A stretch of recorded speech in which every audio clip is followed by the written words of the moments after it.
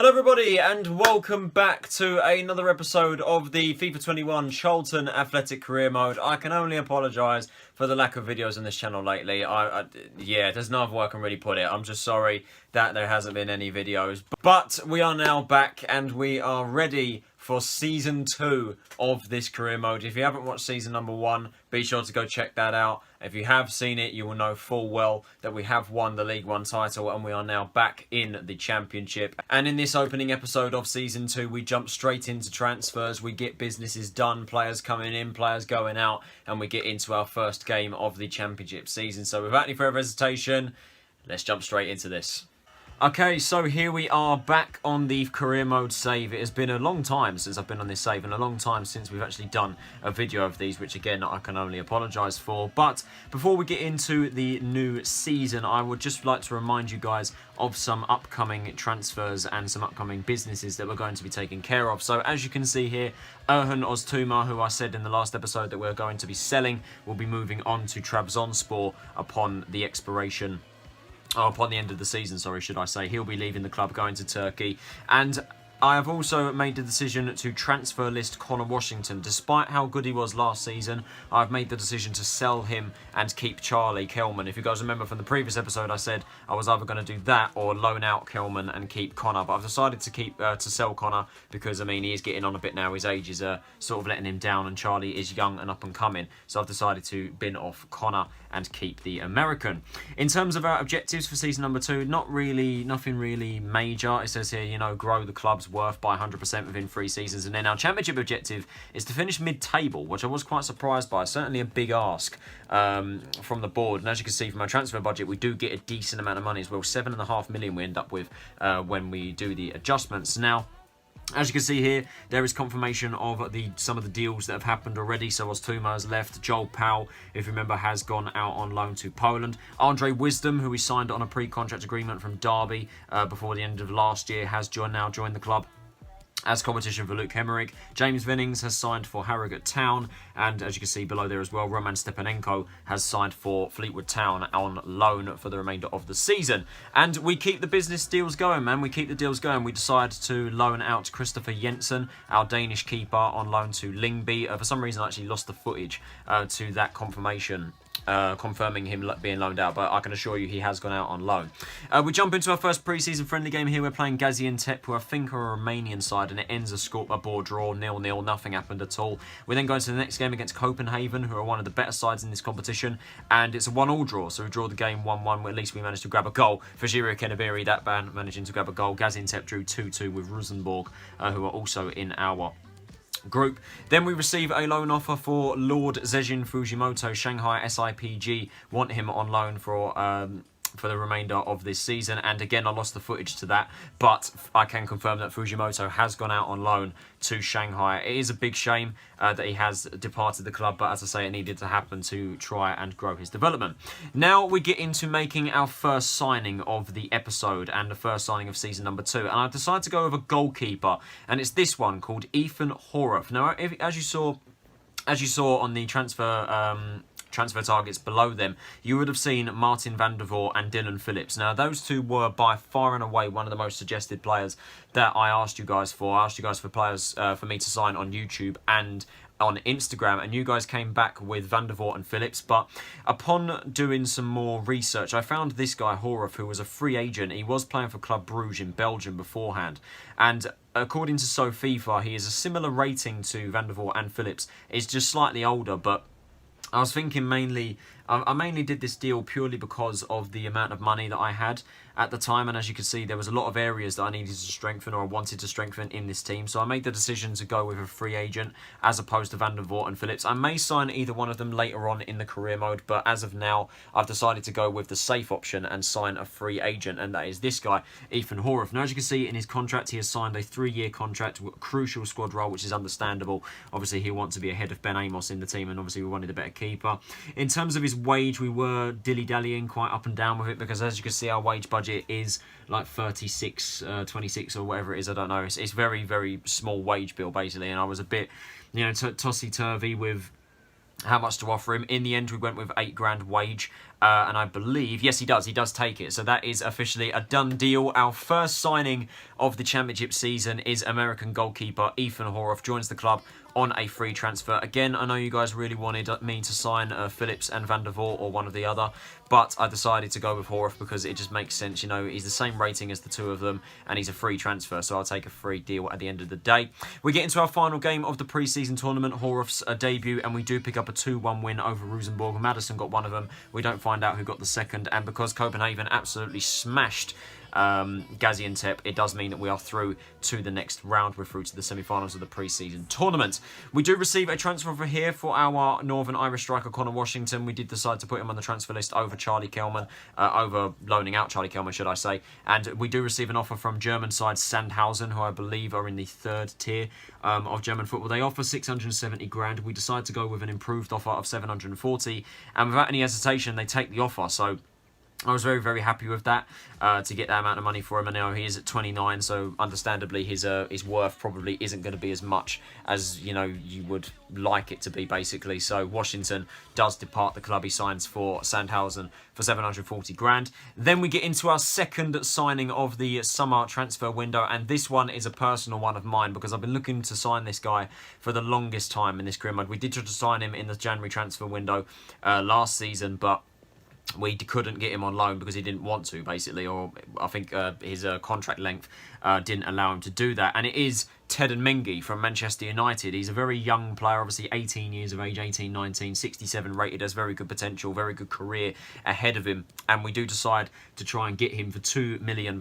Initially, Man United wanted a sell-on clause in the deal, but we decided to knock that off, put the £2 million back on the table, and Ole Gunnar Solskjaer is happy with that, and he does agree the £2 million price tag. So I think about a quarter of our transfer budget gone on this one signing, but we did need a new centre-back, obviously, with Ryan Innes, Deja Shalaja, Jason Pearce.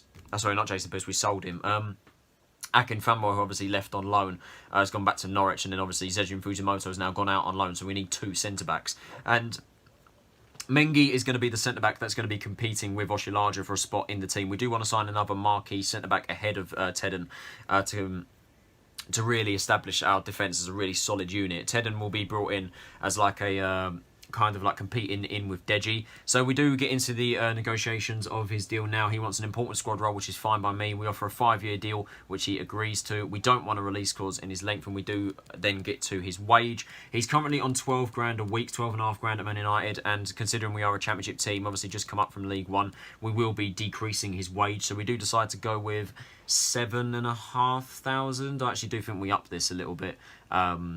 I'm not entirely sure, actually. I think do we keep it at 7.5 or drop it to 7? It's either that or we go with 8 grand. I'm not entirely sure. But again, this one, like Ethan Horoff's contract, I was going up and down as to what I should give the player.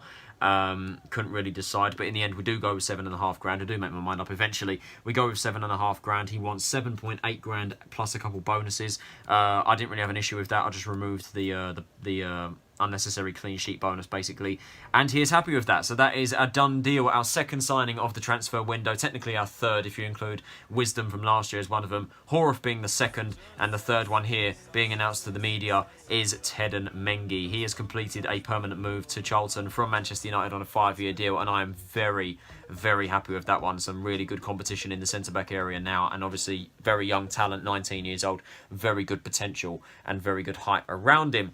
And now we get on to probably the most suggested player, well actually not even probably, the most suggested signing for me to bring in this season in the Championship, and that is Fabio Silva from Wolves. Now, I've got to be honest with you, I went into this one thinking that we're not going to be able to get him purely because of the amount of money that we have and the amount of money that we may have to pay for him. He's got a market value of 4.9 million, and as you can see, we've got 6.5 million to spend. So I was, you know, I didn't really know what to think with this one in regards to how much I should offer, because I knew full well that if I was to sign him, chances are we're probably going to have little to no money left whatsoever. So I tried to get him for as cheap as physically possible. So I started by matching Wolves' market value, and they come back at 6.8 million. So definitely, like, as you can see, we've got no money. We don't have enough money to pay for that. So we do try to wheel and deal, try to knock it down a little bit. I decide to offer 5.5 million, which is nowhere near in the middle, but it's basically all I'm willing to put on the table. Wolves come back at 6.1 million, and as you can see by our transfer budget, we've only got 400 grand left to spend. And I'm being completely honest with you here, right? There are a lot of areas of the pitch that I want to strengthen, as I've said multiple times, but I do want a striker. But with the amount of money that I've got left, over 6.5 million, and having to pay 6.1 mil for a striker, and ultimately, even if I was to get it for a lower fee, I was going to have no money left whatsoever to sign more players. So, unfortunately, guys, on this occasion, I decide to end the negotiation and I decide to walk out of the Fabio Silva deal purely because I don't have enough money to do it, but purely because of how much he was suggested in the comments and on Instagram. I will be signing Fabio Silva at some point in this career mode. Probably not this season because I don't think I've got enough money left. I've recorded a couple of episodes in advance and I can actually tell you I don't have enough money left whatsoever, and we don't have Silva on our books. So Silva won't be bought this season, I'm afraid, but he definitely will be bought in future episodes purely because of how long and purely because of how requested he was. Now, after me walking out of the negotiation for Fabio Silva, we do come across this guy here, Conor McLennan, a right midfielder. Now, right midfield wasn't really the position that I wanted to improve because we've got Harry Anderson in that position and also Brendan Sarpong-Wiradu, Asger Nielsen as well. So we've got some options in that area. But I found this guy, McLennan, 21 years of age. He was playing for Aberdeen, according to FIFA, but for some reason he's now a free agent. And looking at FIFA, he is 69 rated, I believe, and has the potential to be 80. So he's really, really good. And considering he's young, I figured this is just, I mean, he's a free agent. So I just thought, you know what, sod it. We need a backup right midfielder. Well, I say we needed one. We don't really need one. But when a player like this is available on a free transfer, you've got to take it. And as you can see here, we put a 4-year deal on the table for him. He wants an important squad role, which is actually a higher role than Anderson's deal. Anderson is on a rotation squad role, even though he's about 72 rated, 73. I'm not entirely sure. He's definitely in the low 70s, but you know, I was actually quite surprised that McLennan wanted an important squad role, but to be fair, Anderson is definitely going to want a higher role. But we do get the deal done for McLennan. He signs a 4-year deal, 5k a week. A very, very good signing with this one. As I say, for it to be a free agent is a very, very decent signing, and I was very, very happy with it. And as you can see here, he does make his debut for the club, as does Telmengi in our semi-final game of the pre-season tournament against Midtjylland, and it ends in defeat. We lose the game by 1-0. Rasmus Nikolaisen, the centre-back who is on loan at Portsmouth in real life, unfortunately does give us the hammer blow and knocks us out of the pre-season tournament. But we do move swiftly on from that, and we do get down to more business here. Josh Davison, we agree a £775,000 fee for him to join Austrian side Admira Varka, and as you can see here, the deal is officially done. Davison does go to Austria. He was on loan with a Polish side. It was actually a loan to buy offer, but for some reason the Polish side just didn't want to buy him, so he has ended up going to Austria, and we do wish him all the best over there. And now we get into a marquee signing, our marquee defender. And as you can see there, we're going to try and go all out with this one. I'm going for Joe Rodon, the Swansea City defender. He was suggested by someone on Instagram, and I thought it's only right for me to get a fan-suggested player into the team. As you can see, we still have 5.3 million to spend, so I figured that we needed to go all out for the centre-back position. We offered £3.3 million. They come back at 3.4, an extra 100k, and I'm thinking, definitely, I'm having that for that amount of money. We do agree a £3.4 million price tag for the Welsh centre-back. As you can see here, he is playing for Swansea, obviously. He does play for Tottenham in real life, but if you remember, I started this save before the updated database, so obviously I didn't have, you know, the likes of, you know, Andrew Shinney and players like that, like the updated database. I didn't have those, so Rodon was still at Swansea in this save, so that's why he's obviously playing for the Welsh side. We're waffling a little bit there, but anyway, we do get into the contract negotiations now with Rodon. I didn't know what to give him in terms of a role. We offer him crucial in the end just to play it safe, and he does agree to that. In terms of the length of the deal, we offer a 4-year contract. Obviously, he's 23, 71 rated, so very, very good talent and a good long-term player to have. He doesn't want to release clauses in his contract, which is absolutely fine by me. And in terms of his wage, he is willing to take a pay cut, which is fantastic to me, music to my ears. We get rid of the unnecessary bonus, and the deal is done. There it is, signing number 6, I think I want to say, is definitely one of the biggest ones out there. It is Joe Rodon. He completes a permanent move over from Swansea City for £3.4 million. A very, very good transfer, in my opinion. A very, very good player to have. And we don't stop there, man. We don't stop there with getting deals done. We now head over to a free agent signing again. A couple of free agents we've brought in this transfer window, which I felt was the smartest thing to do, considering that we don't really have that like a decent amount of money to buy this amount of players that we want. But with Ben Watson retiring, we needed a new CDM to cover for Jake Forster-Caskey, and I found this guy on SoFIFA called Tony Domjoli, a Swiss defensive midfielder. He's 22 years of age, 67 rated, and I figured that, you know what, we may as well bring him in. We may as well bring him in. We offer him a rotation contract, which he's happy to take. We want a 4-year deal, which again, I'm happy to take. He doesn't run a release clause, which again is very good to me. And then in terms of his wage, the game decides to let me decide. I hate doing this, by the way. I hate deciding what player deserves what amount of wage, because but in the end, we do get to a £3,800 wage, which he is happy to take. He just wants an additional bonus on the end because he's a greedy sod. I'm just joking. But yeah, the deal is done. That is officially a done deal as well. Tony Domjoli joins the club on a permanent deal, on a free transfer. Obviously, another free agent signing. And both our squads are looking good. As you can see here, this is our B team at the moment. Obviously, as you can see, Ryan in here, Sociologia, Amos is in there. Andre Wisdom, obviously our new signing from Derby on a free transfer, pre-contract agreement, should I say. I decided to go with Hemerick over him in the first team, purely because Hemerick is younger, and he obviously at some point will probably overtake Wisdom in terms of rating. So I decided to stick with Hemerick, and it is now time to jump into our first game of the Championship season, and it is against Stoke City, a very tough opponent, definitely a team that I would consider to be fighting for promotion this season. Obviously, us just coming up, we'll just be looking to stay in the league, basically. That's the main objective for me, just to try and keep us up. We are playing on legendary difficulty, you know, keeping that difficulty strong, you know, we're still going with that, and I just, you know, I was just so buzzing, you know, could not wait to get into this new season, could not wait, and here we go. The game kicks off, the opening day of the Championship season, the 2021-22 season. Charlton back in the Championship. Some new faces in the team: Andre Wisdom, Ted Mengi, Joe Rodon, Ethan Horace. They all started. Conor McLennan was on the bench. Tony Domjoli, I don't think, was in the side because he is obviously a rotational player, so he didn't even make the bench, I don't think. But yeah, this game was certainly going to prove to be a tough affair, and it got off to the worst possible start. 6 minutes in, a calamity at the back. Just proper typical Charlton, that proper Charlton. The Charlton way is playing it out from the back, and it is a shocking pass which is capitalised, and Sam Clucas makes it 1-0 to the Potters in the first 6 minutes. And absolutely, well, it's a shocking goal to give away, to be honest with you. I think it actually, as you can see here, the ball was played in, it was intercepted by one of our defenders. We played it back to Horace.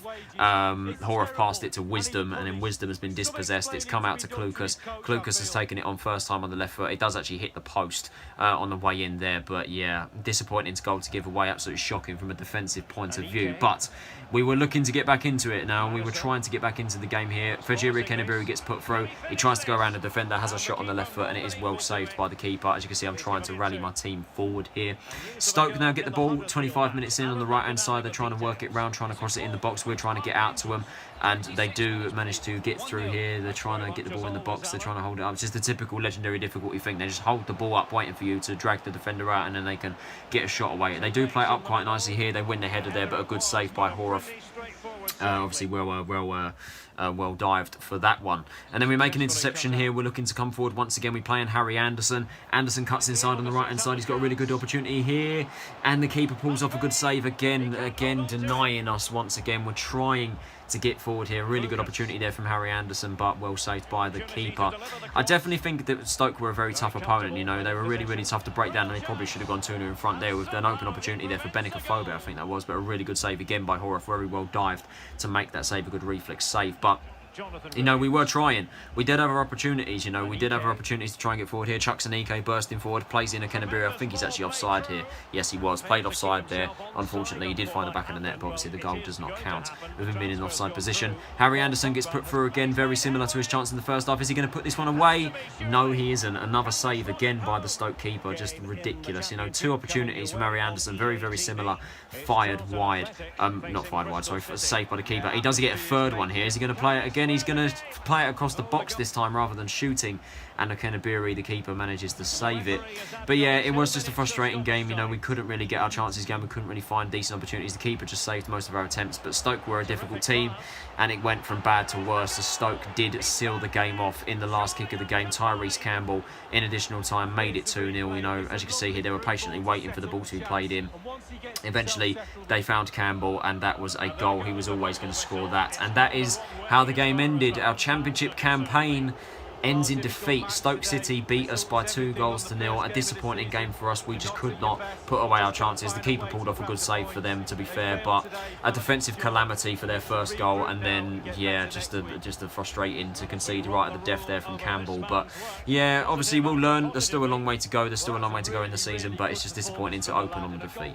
So guys, that is it for the first episode of season number 2 of the FIFA 21 Charlton Athletic Career Mode, episode 14. I hope you guys did enjoy this episode. If you did, can you possibly leave a like, subscribe if you're new around here, and turn on those post notifications so you're notified of when I post. Once again, I am sorry for not posting on this channel regularly, but we will try to get things going as frequently as possible on this channel. So I hope you guys did enjoy this episode. Stay tuned for the next ones. This has been Tyler Robinson. Have a nice day, and I will see you all in the next episode. Take it easy, stay safe, and I'll see you all then.